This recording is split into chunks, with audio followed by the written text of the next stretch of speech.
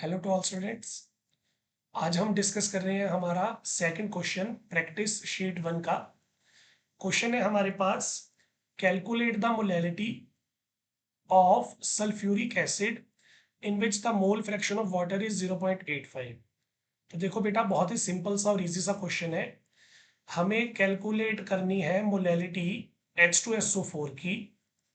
जो डेटा हमें गिवन है वो गिवन है बेटा मोल फ्रैक्शन ऑफ वाटर। पानी यहाँ पे हमारा सोलवेंट है, सोलवेंट का मोल फ्रैक्शन हमें गिवन है। आपको पता है जो भी सोलवेंट होता है, सोलवेंट को हम रिप्रेजेंट करते हैं 1 लगाकर या ए लगाकर। तो यहाँ पे हमें mole fraction of water given है, that is x1 0.85। Molality find out करने के लिए हमें पहले मोलैलिटी की डेफिनेशन क्लियर होनी चाहिए। मोलैलिटी की डेफिनेशन होती है number of moles of solute. Solute है हमारा यहाँ पे H2SO4 present in 1000 gram of solvent. तो आपको यहाँ पे इस डेफिनेशन को यूज करने का बेनिफिट ये होगा, आपको आपके सोलवेंट की गिवन अमाउंट मिल जाएगी। सोलवेंट जो है उसकी कितनी अमाउंट गिवन है, 1000 gram, according to the definition of molality. अब देखो यहाँ पे हमें गिवन है मोल फ्रैक्शन ऑफ वाटर, यानी कि सोलवेंट का मोल फ्रैक्शन गिवन है, जो मैंने लिखा है यहाँ पे x1।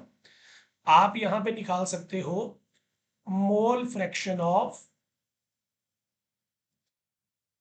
H2SO4। H2SO4 है आपका यहाँ पे सोल्यूट। सोल्यूट के लिए हम लगाएंगे 2।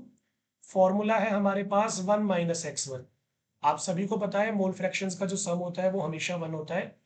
तो आप अगर 1 में से सोलवेंट का मोल फ्रैक्शन जो है वो माइनस कर दोगे तो आपके पास सोल्यूट का मोल फ्रैक्शन आ जाएगा, जो कि आएगा हमारे पास 0.15। अब देखो, मैं मोल फ्रैक्शन की डेफिनेशन यहाँ पे यूज कर रहा हूँ। By definition mole fraction of solvent is equal to number of moles of solvent divided by total number of moles, जो हमारे पास यहाँ पे गिवन है 0.85। सिमिलरली दूसरी डेफिनेशन यूज करूंगा मैं सोल्यूट के लिए, तो x2 की वैल्यू आ जाएगी number of moles of solute divided by total number of moles, जिसकी वैल्यू हमने अभी अभी फाइंड आउट की, वो था हमारे पास 0.15। तो यहाँ पे मैं इसे मान लूंगा इक्वेशन नंबर 1, इसे मैं मान लूंगा इक्वेशन नंबर 2।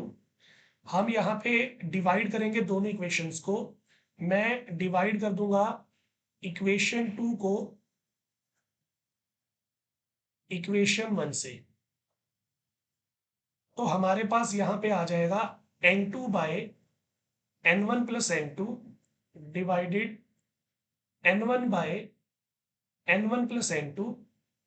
यहाँ पे आ जाएगा 0.15 0.85। डिनोमिनेटर सेम है तो कैंसिल आउट हो जाएंगे। हमारे पास आ जाएगा n2 by n1 is equal to 0.15 by 0.85।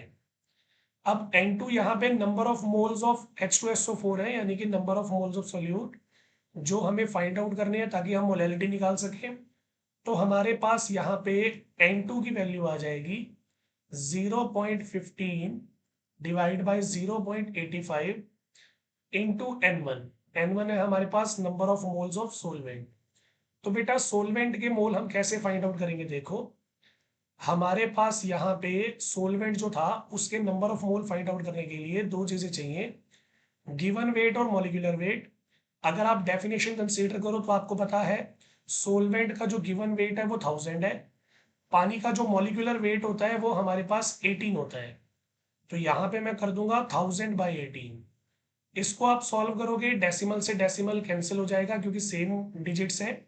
Solve करोगे तो 5 3 जा 5 17 जा 3 1 जा 3 6 जा। तो हमारे पास आ जाएगा 1000 डिवाइड बाय 17 इंटू 6। इसको आप प्रॉपरली सॉल्व करोगे तो आपके पास आ जाएंगे 9.8 मोल्स।